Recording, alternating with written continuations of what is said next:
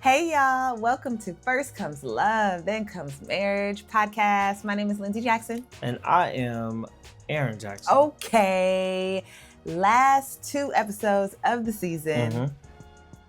This episode, happy Juneteenth. Because this week we got Juneteenth, we got baby's birthday, 37. Dang, why you have to throw out the age? Well, you told him my age, so I just thought maybe, we just, open and honest. Yeah, almost 40. Ooh, I'm not almost 40. You might be almost 40. Yeah. I'm not, nobody's near 40. I'm on some almost 40 type thing. Good for you. Okay. I'm 37. Okay. Anyway, a lot to celebrate, okay?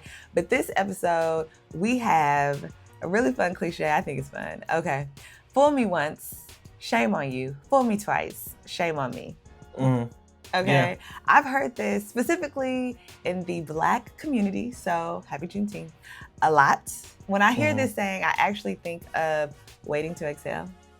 You know that scene where Angela Bassett was like, no, it is trash. It is trash. You know that scene? She lit up his car with all his clothes in it. Come on. Did she say the same? No, she didn't say the same, but it just makes me think of it because he told her he was leaving her for a woman that he works with. And she was like, oh, we done. It ain't no fool me twice no more. We are done. Gotcha. We are done. She was like, that's it. And I'm taking everything down. And I'm taking all your money. It's a, I don't know. I like the movie. So I always think about that one. But fool me once, shame on you. Fool me twice, shame on me. What do you think about it? There's so many sayings that go and tie into that. What's another saying that it was making me think of? I think when people tell you who they are, believe them. Yeah, when people show you who they are, believe them. Yep. It ties That's into another that. one. Yeah, that's another one that ties into it. But it's kind of like if. And the last saying that kind of reminds me of is, you ain't got to tell me twice. You ain't got to tell me. You ain't got to tell me twice. That happens to me at work. If somebody tells me, you ain't got to tell me. No, you ain't got to tell me twice. Tell me. Bag gone, door open. Yeah, that's why Black people can't be in horror movies. They be like, do not enter. They be like, okay. No explanation needed. Yeah. Bye. But when it comes to a relationship, the fool me once, fool me twice, is kind of funny to me because it's kind of like, don't have me forgive you, or you repent or something, and you do something again, bro. You not getting that trust back. There's no way you getting that. I don't know how. It will take all the therapy from all of our past specialists that came on this show for me to regain. I told you to do something. All right, you told me that you wasn't going to do something again. You apologized. You sorry. And I'm like, okay, I forgive you. And the Christian in me is supposed to forgive you 7 times, 7 times, 7 times 7. Yo, that's what we're about to talk about right now. Forgiveness. But if it happened again, just one more time? So that's 1 and 2 for you. Oh, I'm pretty cool on the forgiveness tip with the first one. The second time, I'm just like, it's so, I guess it's an ego thing. I don't know, like, it's I am not Boo Boo the Fool. Like, you played me for a fool not once, but twice? Yeah. Okay, but you talk about in the same situation. What if I do something wrong, do something else wrong, do something else wrong, but it's not the same wrong? Oh, so you see what I'm saying? Let me let y'all know on. I'm a manager, and I've been a manager for many years now. And so there are things called coaching and counseling and write-ups, and so. And some of the companies I work with, the write-up can be, if you just get like 4 or 5 write-ups, you could get fired. The other companies that I've been in, you have to get 4 or 5 write-ups for the same infraction. Yes. So you could be late. You could be late like 3 times, and not get fired, and you could be late and also be like insubordinate 3 times, and it's like bingo. Yeah. So you still like. But I wasn't late again, yeah, right? Exactly. But okay. So okay. it's stuff like that is kind of funny. So you're saying like if somebody, that just means that person just should be out your life. If they just keep messing up, different areas. This is the part where people are kind of like, oh yeah, but they're family. Nah. After a certain age, you choose your family. Like you do not need to be hangers on. Except I have young children, but I might make an exception for Action, Shine, Live. Yes, there is always an exception between parent and child. That is the exception factor right there. Yeah. Any other relationship, distance, not nephews, cousins. Yes, but parent and child, they'd be like, you get one mother. They always be like, you get one, and so that's a whole. Yeah. Fool me 2 times. All right. So how do you feel about it? I already told you. If you fool me the second time, I would need to be in serious prayer because I would be the person. I'm quick to cut somebody off of one. Nah, no, you're not. You got people in your life, man. I mean, actually, you kind of. I'll come to you and be like, hey, yo, we done with them. Yes, you have. They have died in my eyes. Wow. Yeah. And I'll be like, what happened? And I'll be like, it doesn't matter. Okay. I'm going to roll with you on that. As somebody who also can place people in seasons. That's the nicer one. I actually would keep trying. I think I'm at a place in my life where I am rooting for people.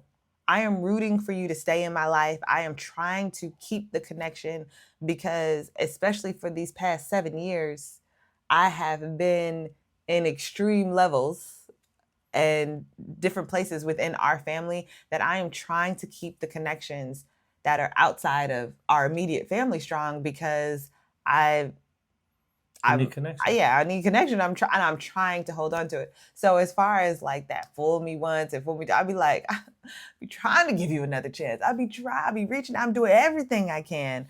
And so for me, I don't buy into it.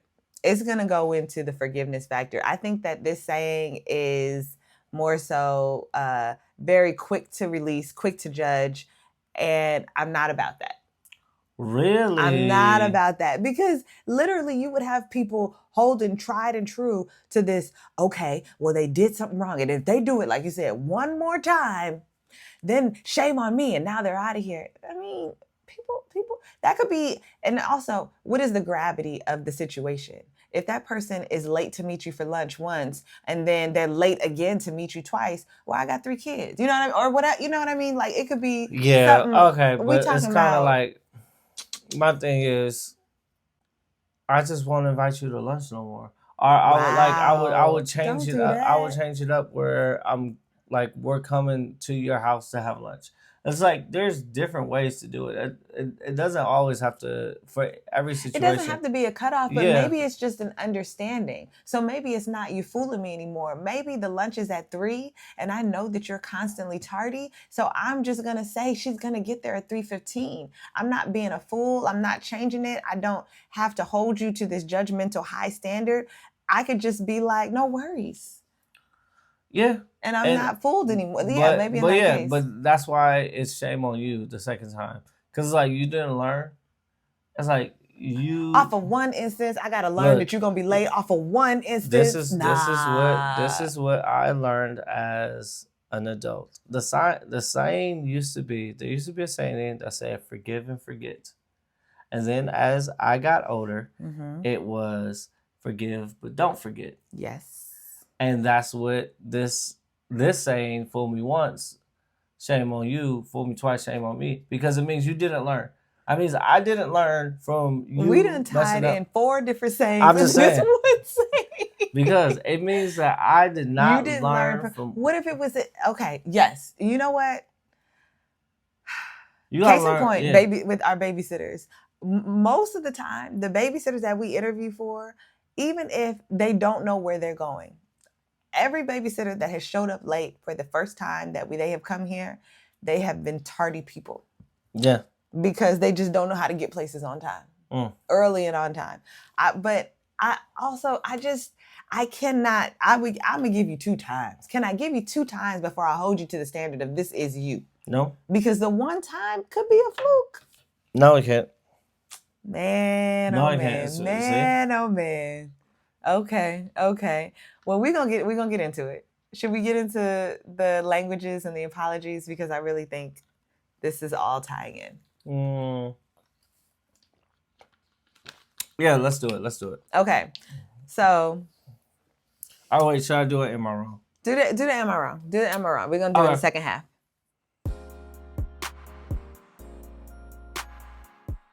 Welcome to the Am I Wrong segment of First Comes Love, Then Comes Marriage podcast.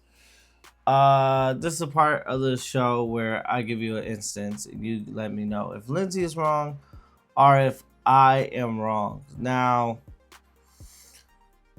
it's been interesting because we've been on a good run where I haven't been like, sometimes I'll be walking around like, is that an am I wrong? Is that an am I wrong? But I think I did the shopping one. I think I did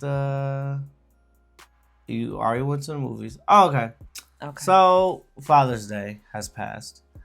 And we started doing this thing. I took a suggestion from one of my coworkers about a family calendar. And so we do a family calendar, and if it's not on the calendar, it's kind of like, okay, it's like, that's how you should do it, right? If you have an event, you have anything, put it on the calendar. So she hits me up while I'm at work and was like, hey, you got any plans for Father's Day? And I was like, no, I ain't got no plans for Father's Day. And then I look at the calendar and it was like, Inside Out.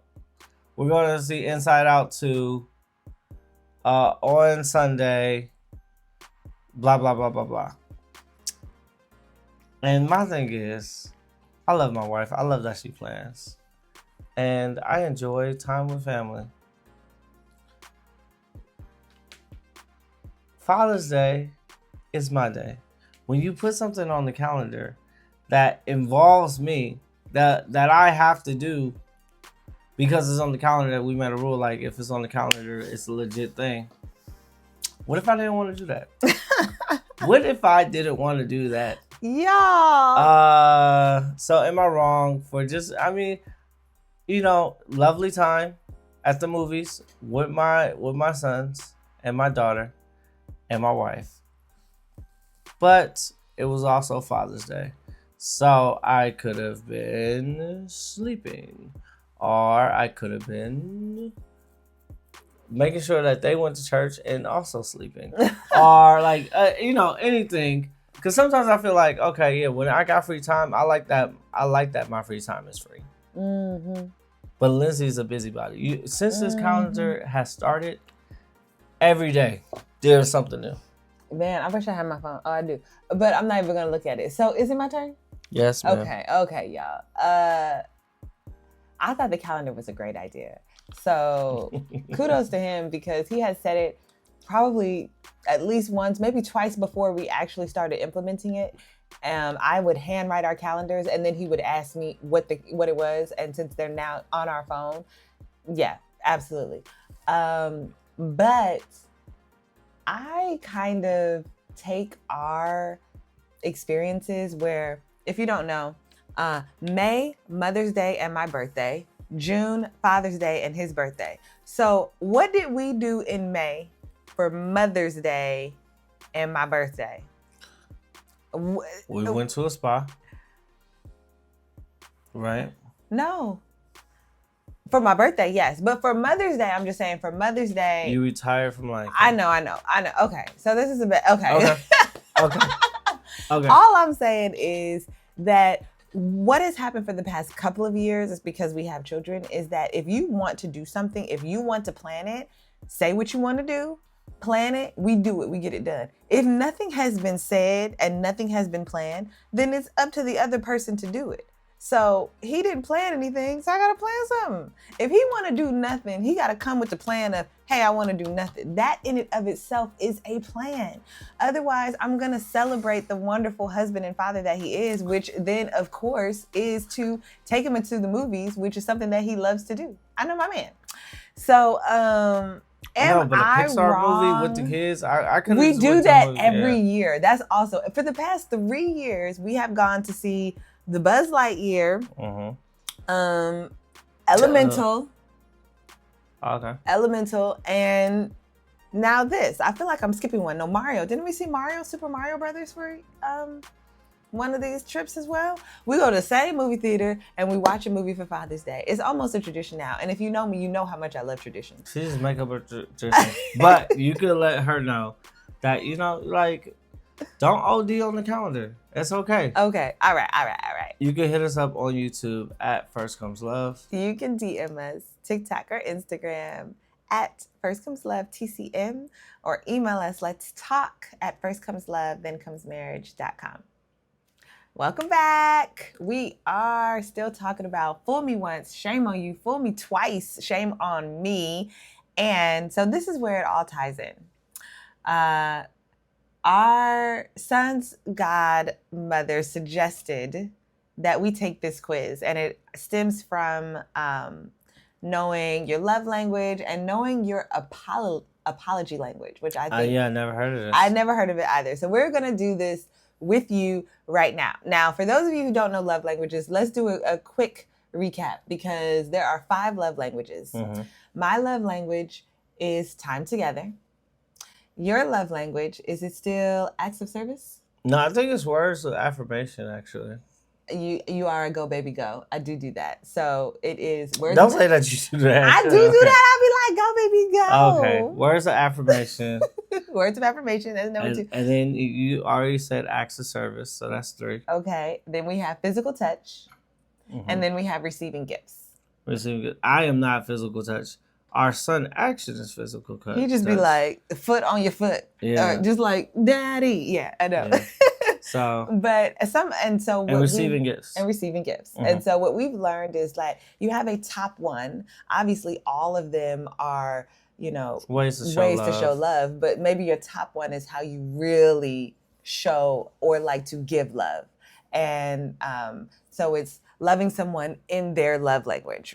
You could read the book, do the whole thing. I know that we talked about this in a couple episodes before, that people are like, love languages are ruining godly marriages and things like that. But that's not the topic of this conversation. Nope. The topic of this episode is forgiveness. Basically, yeah. Semi. And so let's talk about this apology language quiz, okay? So let's get started. Apologizing in your apology language. Okay. Yeah, it's this is gonna be fun. Okay, this will be you. All right. It's more meaningful to me when I hear someone say, I deeply regret having embarrassed you like I did. Our friendship is really important to me. Will you please forgive me? I'll go with number 2. I was gonna go with number 2. Okay, so you could go with number 2. I am. Okay. It's more meaningful to me when someone says, okay, I admit it. I made a big mistake. I want to grow from this experience. Would you be willing to help me figure out steps to handle this type of situation better? I'm gonna do number 1. I'm also a number 1 person. Okay, you read it just in case you need to hear it in yours. Oh, okay. It's more meaningful to me when someone tells me, what can I do or say to make things right between you and me? Or, I had a bad attitude and it showed. I should have thought more about what I was doing. I'm number 1. I'm number 2. You better admit your bad attitude. Okay, go ahead, do this one. Is it more meaningful to me when someone says, I don't want to do this again, so I will come up with ways to avoid mistakes like this in the future. Or, I apologize for my actions. You obviously don't have to forgive me, but I hope you will. I'm number 2.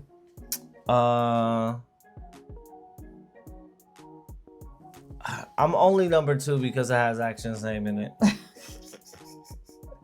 All right. It's more meaningful to me when someone asks me, can you possibly forgive me?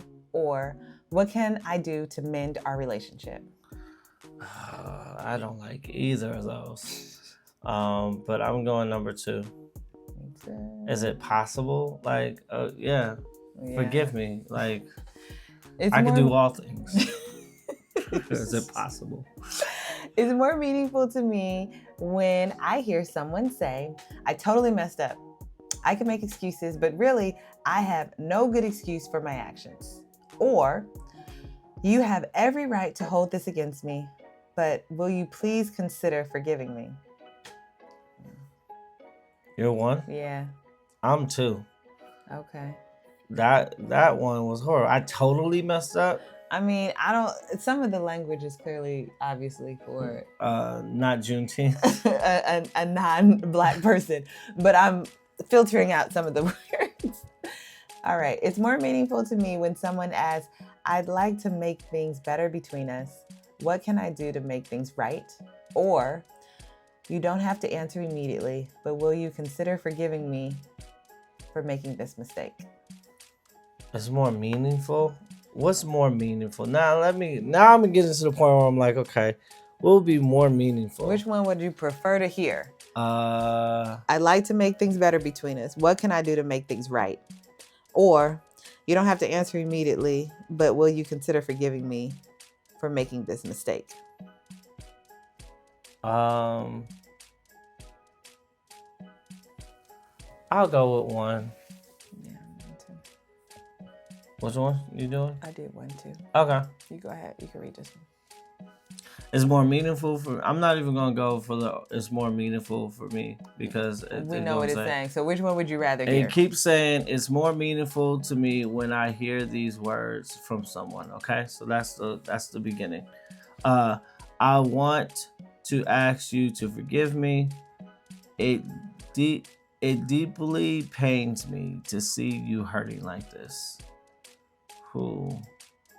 I'm gonna say 2 because if you want to ask, don't ask, just like ask. You know what I'm saying? Mm-hmm. All right, next one is, I've really messed up this time. We missed the deadline because of me. Can we back up and let me try to fix this? I really want to mend the damage that I caused. We're definitely going to number 1. Oh, you're number 1, I'm number 2. Okay. All right.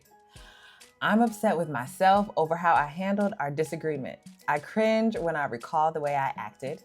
Or, I know that what I've been doing is not helpful.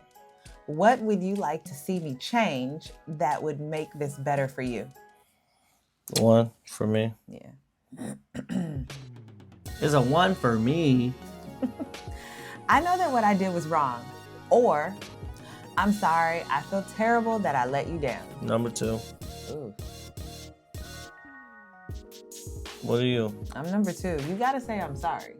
Yeah. You ain't gonna be on this. I know what I did was wrong. But that's exactly what you was like. I don't have to say sorry. Yeah. It's like love doesn't need to say sorry. Yeah. Okay. I know what I did. And say the words. I want to hear the words. All right. What changes could I put into place so that you might begin to trust me going forward? I kind of like that one. I hope this won't permanently damage our working relationship. Will you please accept my apology? Definitely going with number 1. You're not saying which one you're doing. Okay. Because I did. This is you and this is me. Okay. I know, but the audience don't. I know. I think I'm gonna go with, I hope it won't permanent. Will you please accept my apology? Now I'm gonna go with number 1. Okay. What you got? Go ahead, keep going. I can see my actions cause you pain. I feel terrible about what I did. Is there anything I can do to repair the damage I created? I'm going with number 2. I'm going with number 1 because it has my son's name in it. Okay. If I had only thought about what I was doing, I would have realized it was wrong. Or, I know that I've caused you a significant amount of trouble. I would greatly appreciate it if you would forgive me. I'm definitely number 1. I'm number 2. Okay. I mean, you gotta recognize what you're doing, okay? And you would appreciate it. It don't mean I have to. I am truly grieved and sorry for my actions, plus the ways they affected you. Or, if I am ever again upset with you, I promise to gather my thoughts and approach you directly and respectfully. There's a promise in the second one. Yeah. But I already don't trust you. So, 1 for action. Yeah. If I'm ever upset with you, I promise to gather my thoughts and approach you directly. Yeah, you already think you're about to get back upset with me. Who are you to get upset with me anyway? I don't know. I'm going with number 1 as well. Okay, we almost done, y'all. Almost done. Let's go. All right, number 10 more. Let's do it. I hope that you can find it in your heart to forgive me. I simply should not have done this. I'm going with number 1, even though it's kind of cliche. Yeah, it's number 1. You gotta recognize the wrong. Next. All right, I realize that talk is cheap. I'll work to show you that I am changing. Or is there anything I can do to make up for what I did?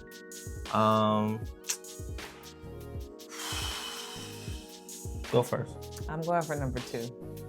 Because how are you going to know how I would have liked you to respond without you asking me? I'll go with number 2.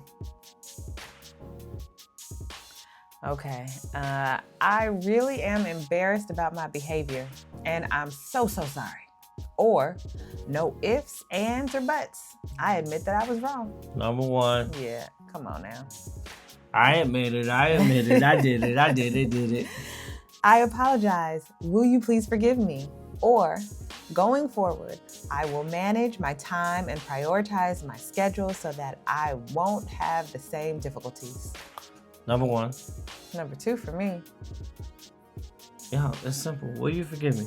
Yes or no? I want so badly to avoid this type of error again. Let's talk about what I can do in the future to follow through on my commitments. These sound like corporate apologies. Yeah.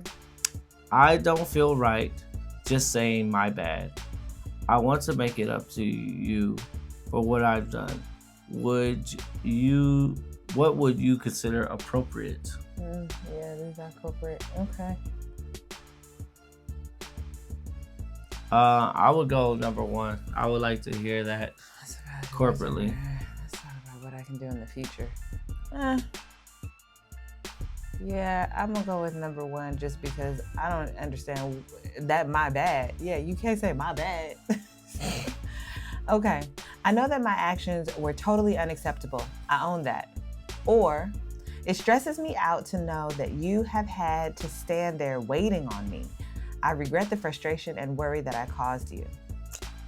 I don't like either of those. I'm gonna go with 2. Yeah, okay. I don't like either of those. This is the first time I'm going with one that doesn't have action in it. That's fine. I'm gonna go with number 1. But okay. I know that I've inconvenienced you. What can I do for you that could help balance things out? Balance? Or I am unhappy with how I've hurt you. I'm enormously disappointed in myself. Dang. Okay. I'm going with number 1. Okay, yeah. Yeah, give me that balance, right? The check balances, please. I mean, yeah. I'm going with number 1. What you got, babe? I got, what can I do to make this situation right for you immediately? Or it may take some time to rebuild your trust in me. Meanwhile, I'll be working hard on changes to prove that I am trustworthy. I'm going with number 2. I'll go with number 2. I am so sorry about that. I feel truly awful about having disappointed you. Saying I'm sorry doesn't feel like it's enough. What more can I say or do to make this up to you? You active with your words? Oh, thank you. We'll go with number 2. I'll just go with number 1. Okay. Sometimes it just give me a sorry and move on. Oof. All right. Last 2. I'm confident that everything I've learned from this bad experience will prevent me from doing it again. I know what I did was inappropriate. No 2 ways about it. How you gonna be confident? I'm number 1. You number 1. I'm number 2. You can't come with the confidence. You already did something wrong. Hold on. You're number 1. Okay, let's see. Your results are in. Let me read your results. So the 5, is it 5? It seems like there's 5 apology. Mm-hmm. So the apology languages are The apology languages are expressing regret, mm-hmm. requesting forgiveness, accepting responsibility, planned change, and making restitution. Your apology language is expressing regret. It's an apology language that zeroes in on emotional hurt. It is an admission of guilt and shame from causing pain to another person. For those who listen for expressing regret apologies, a simple "I'm sorry" is all they look for. And you said that during it. You like, sometimes "I'm sorry," that's all I want to hear. Just say "I'm sorry." Yeah. Wow. That's what you got. Yep. Okay. And it goes on and on and on. We'll talk about this some more, but okay. What's mine? Your primary apology language is making restitution. We're gonna make this right. Making restitution. I knew that. In our society, many people believe that wrong acts demand justice. The one who commits the crime should pay their wrongdoing. A mate who speaks this love language feels the same way towards apologies. They believe that in order to be sincere, the person who is apologizing should justify their actions. The mate who's been hurt simply wants to hear that their mate still loves them. There are many effective ways to demonstrate sincerity in an apology. Each mate must learn each other's love language in order to complete the actions of restitution. And there's more. Okay. For a mate with primary love language restitution, no matter how often you say "I'm sorry" or "I was wrong," your mate will never find that apology sincere. Wow. No, that's really funny because that is actually really true, Lindsay. That is true. It is. What? And you know what? Mine was an astounding 32%. I'm 32% too. You were? Okay. Yeah. I'm like, that seems like a lot. So mine is it says 32% express regret, and then it's 20% request forgiveness, 16% accept accountability, responsibility, plan change is 16%, and then make restitution is my lowest one, but it's tied at 16.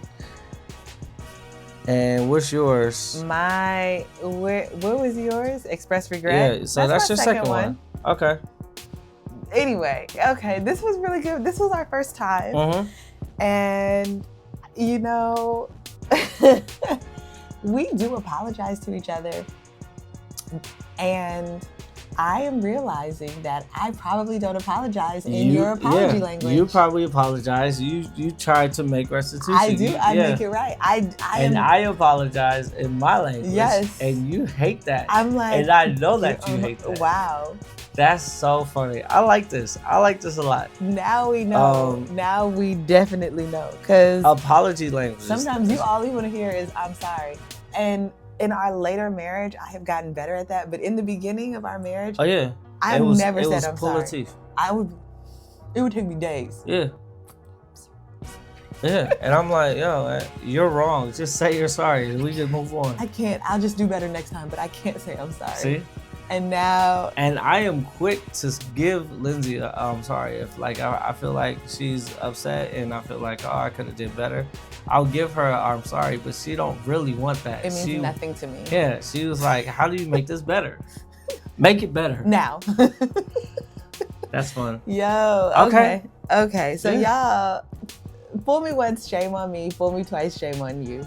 No, it's opposite. Yeah. Fool me once, shame on you. Fool me twice, shame on me. And all the other cliches that we mentioned. It's really all about forgiveness. And I'm so happy that we took this apology language quiz. Take it, y'all. You Google it. You can take it. Just see how you like to be apologized to. Because sometimes people just don't know. Yeah. I mean, yeah. And we can retake it and all the things. But please, we kind of want to know what you think about all of this. Because we talked about a lot of things in this little nugget of time. You can Instagram us or TikTok us, DM us at First Comes Love TCM. You can always leave comments on the YouTube channel. That is at First Comes Love. Yes, subscribe. And you can email us, let's talk at firstcomeslove, thenComesMarriage.com. Talk to you Tuesday.